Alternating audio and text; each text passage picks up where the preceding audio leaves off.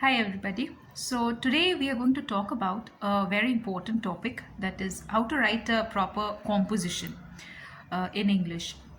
Whenever I meet any parents, the first thing they come and tell me that, ma'am, please make the basics of my child, the basic education, or the base of my child perfect. So whenever we think of a very strong building, or whenever we want to build a very strong academic uh, background for a child, there are few important pillars. And one of the important pillar is English. And in English, nothing can be better than writing a proper composition. If you pick up any English language question paper, you will see that the maximum marks is allotted to writing a composition. So if you can write a good composition, your battle is won. You can definitely score a great marks, a great score in English. But in class, or whenever, if even if I tell any adult, to give me a write up, or write a few lines, or write a composition, they are reluctant. Nobody is very, yeah, and very rarely do I find people, they are, oh yeah, they are very enthusiastic about writing. So how do I inculcate this passion for writing? Whenever we tell the children, first thing, ma'am, my hand is paining and I don't want to write, and they will end up with different excuses because they don't have the confidence to write. Our first responsibility is to give that confidence to the child to write a good composition, that yes, you can. Now, why that confidence is lacking, why that child is holding back? That is because they feel that what if I'm grammatically incorrect? What if there are errors in my spellings? You will be shocked to know that when we grade a composition, when we mark a composition, the content is the king. The maximum marks is allotted to the content of the composition, where we don't see how grammatically correct you are, how good you are in spellings. We just want to know that what you are trying to say, what story you want to tell us. So you have to be more passionate about the content, about the story. So if you can come up with a good story, if you can give us a good content, then of course you will land up with a very good marks.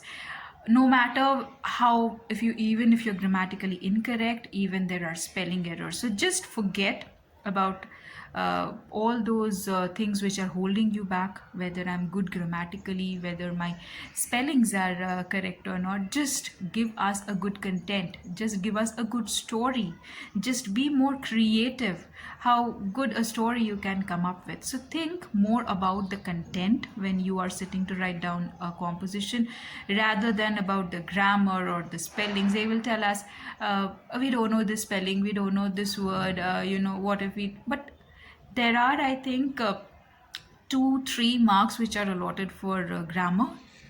2 marks. If we say that an entire composition is 10 mark, then 4 marks will be for the content. 1 mark will be for the title. So you have to think about a good title, and you have to think about a good content. That doesn't require how perfect you are in spellings or how perfect you are in grammar. There your creativity comes into play. So you have to think about a good topic, you have to a good title, so that the reader becomes interested in reading your story. Whenever you go to a bookshop, what is the first thing you look for? You see the title, you see the title of the book. If the title is attractive, you will take up that book and then you will open. So the first thing is the title. Whenever you see a picture, if there, it is a picture composition, you have to think, my title should be different from the rest of them. How creative can I be? How different my title can be? Then you have to think about the content. My story should be different than the others. It should be it should be attractive, so that the reader is interested in reading the story. So you should be confident. Forget the grammar part, forget the spellings part. Next part is, we need to inculcate that love for writing. If we love some subject, if we love any art or any creativity, we automatically become good at it. We will give our 100%. So that love should be there. If we have a preconceived notion that, no, I can't write, I hate writing, and this and that, then definitely your composition will be affected. You will not be able to give 100%.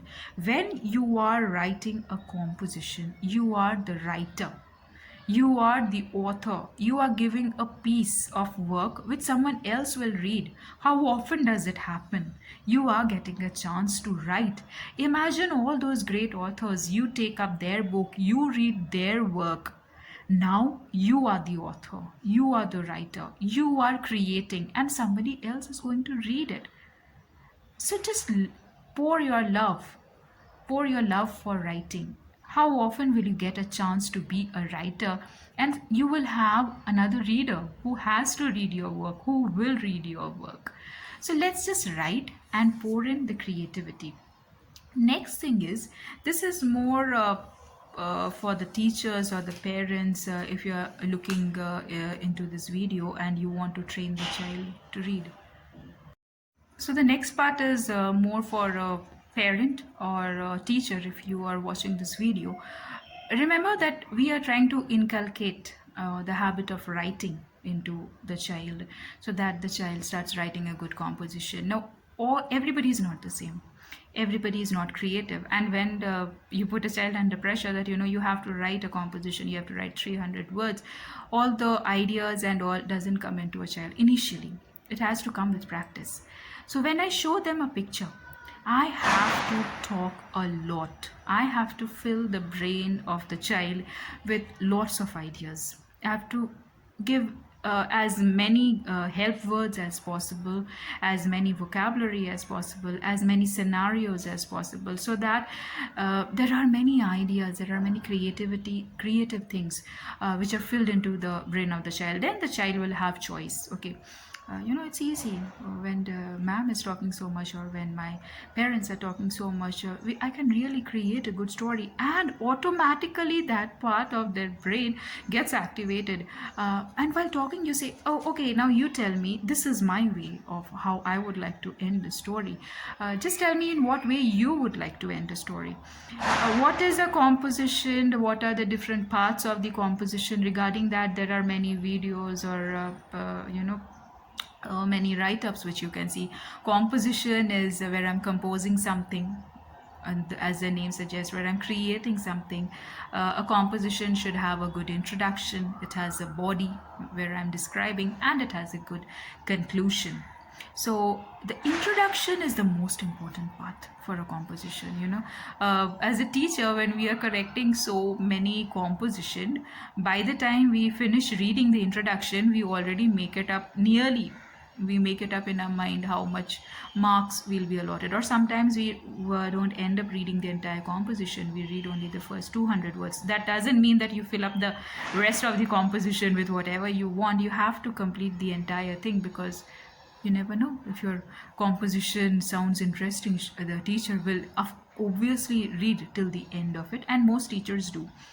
What I mean to say, that your introduction and the title is the hero of the composition. It should be very alluring, it should be very inviting for the reader to read.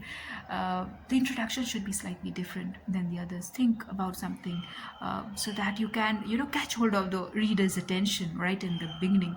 What are the different ways in which you can start writing the story, and directly approach the topic. Just see the picture first.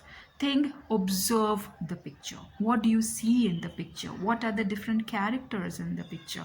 What kind of clothes they are wearing? What are they carrying? What is the expression on their face? The most important thing. How are they feeling? Use those senses. You have to use all those different senses when we are writing a composition. What are their feelings? What are they seeing? How do you think they must be feeling after this incident? Name the characters. So write as much as you can. Give as much detail as you can. And as a teacher, as a parent, initially we have to help them. We have to talk to them. We have to tell them, what are you observing? What are you seeing in the picture? Or what do you think this character is feeling? What do you think the character will do next? And just make a storyline. The conclusion, You can give one, and there can be many different conclusion for a story. You will be surprised to see what are the different conclusion the child will come up to. So when we introduce a picture, when for the child to write a composition, at least talk for 15 to 20 minutes about the picture. Give them help words. That is a great time to introduce help words. Sometimes what happens, the children already has a good stock of vocabulary, but they are unable to use it on time while writing the composition. So give them as many help words as possible, give them as many new words as possible. uh, and the conclusion also should be slightly different. There should be a proper ending. You wrote the entire, it's like a movie. I see a good movie, the story, it goes great, but sometimes the ending, it isn't appealing. So again, the content will be affected. So I have to think about the content should be, the flow should be perfect. I'll just show you one picture and give you an example how we can start about writing a picture composition. So for example, if we want to write a picture composition on this particular picture, first thing is we have to observe the picture. What do we observe in this picture? Where is this entire scenario taking place? We can see that this entire incident is taking place on the road. We can see there's a road and there are buildings and houses nearby. What are the different characters? Over here we can see a lady. If you ask the children who is she, they'll come up with different answers. Vegetable seller, a woman with vegetables. We can say she's a vegetable vendor. Then we can see three boys. The most prominent thing over here in this picture is the expressions on each of their faces. Can you see? This boy's expression is different, this lady's expression is different, this boy's expression is different. So this is what I was talking about. We have to talk about emotions. We have to use all the different senses.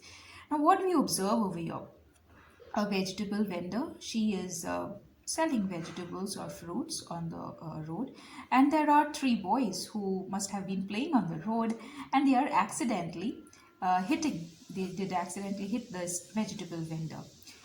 In the introduction, what do you think can be a suitable title for this? The title should be different. It should be a proper one, so that as soon as the reader reads it, the title, he or she should be, excited. Should be, okay, let me just read the story. Now, playing on the road. If there are few children who are playing on the road, do you think that's that's a proper way to play? Is it appropriate? Do you think their parents would tell them, okay, go and play on the road? No, not at all. They are doing a forbidden work. They must have been told that you are not supposed to go on the road and play. And of course, they must have thought the forbidden fruit is the sweetest, and they must have gone on the road to play. But just look what has happened. So I can give a title of the story that forbidden fruit is not always the sweetest, because to play on the road has many safety hazards, and of course over here is an incident which took place. Now we come to the introduction, how we are going to start writing. You can be either one of these characters or you can be an observer. That I was walking on the road or on my way to school, or I was going to the park when I heard a loud cry by a woman. I turned back to see that there was a vegetable vendor and who had dropped her baskets. She was crying profusely, and all the fruits or the vegetables were scattered on the road, and there were vehicles passing over the fruits and vegetables, and they were crushed. The vegetable vendor, the poor lady, was crying like anything. We could also see there were three boys who were standing. Oh, they are my friends, and name the characters. They seemed shocked. They seemed afraid. They seemed to be on the verge of crying. And let's move on like that. Give a background to that vegetable vendor. This lady, she was a poor lady. She had children to look after at home who must have been hungry. She must be thinking that, whatever profit I make from today's business by selling today's vegetables, I will be able to feed my children. But alas, what happened? all the vegetables are scattered on the road, and she's not going to be able to sell a single thing. The entire day she won't be able to earn anything. So this is what we can go on talking. And the boys, they were running around on the road, and they went and dashed against this vegetable vendor. The other boys, his friends, and let's name it Varun, and Sham, or and Suresh. So Varun, he was running, and his friends were telling, "Oh, stop, stop, Varun! We are on the road, and we need to be careful." But he wasn't listening. Suddenly, he went and dashed against this vegetable vendor, the lady. Suresh was shouting behind. We can see this boy over here. He's shouting, "Stop, stop!" But there was nothing to be done. They were feeling guilty. They were feeling bad for the poor lady who was going on crying. At last, they took the lady to their parents. Now, here comes the conclusion. How can we end the story? This incident has taken place, and we can go on and on and on describing a lot of things. What are the things there in the basket? What are the clothes she is wearing? From the clothes only, we can see, oh, they are very worn out, and she is a very poor lady. In the end, what happens, maybe those boys feel really guilty for that poor lady, and they take they a lot of courage, they muster a lot of courage, and they take the lady to their parents, and they narrate the entire incident. The parents really felt bad for the lady and paid for all her loss. The lady was happy, and she felt content, and she happily forgave the young children. That day, these children learned a lesson that forbidden fruit is not always the sweetest. So we can go on. I have only spoken for like 6 minutes because I don't want this video to go on really longer and bore you. But for the teachers and parents, we can talk about a lot of details. Why they were on the road, what day it was. It was a Sunday, and the exams were just over, and this and that. There are endless things we can talk about, and even let the children also come up with plenty of ideas. Give them plenty of help words. Make sure that we write the help words along with the spellings over here, and ask the children to use all those help words in their composition. So it's a great way to introduce vocabulary. It's a great way to let them write, fill in their mind with so many ideas, and just let them get started at least. And once we do this practice on a weekly basis, soon you will see that, oh, we are going to write a composition, and the children will go, yay, what a fun it is, to write a story. And they will come up with wonderful stories, and you will have a great time reading them. So if you have any doubts or anything, you can post them in the comments, and I will be very happy to clarify your doubts. And let's have fun writing.